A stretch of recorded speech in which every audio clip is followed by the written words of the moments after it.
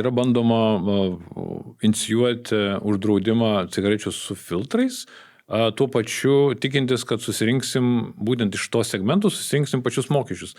Kur čia yra, kur nesueina galai? Nes jeigu tu mažini, sakykime, produkciją, iš kurios tu renki tuos pačius akcizus, dėdamas argumentus, kad tai yra gynybai, tai truputėlį keista, ar ne? Nes tu reiškia pats mažinsi tas lėšas, kurias tu nori gynybai pritraukti.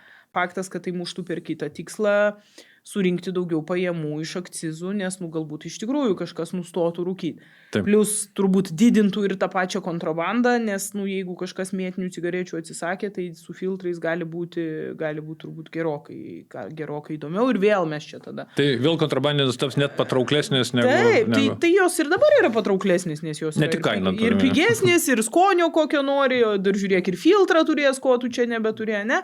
Mes visaip kaip didinam norą žmonėm už ES ribų atvežti čia dalykus, kurių tie europiečiai neturi.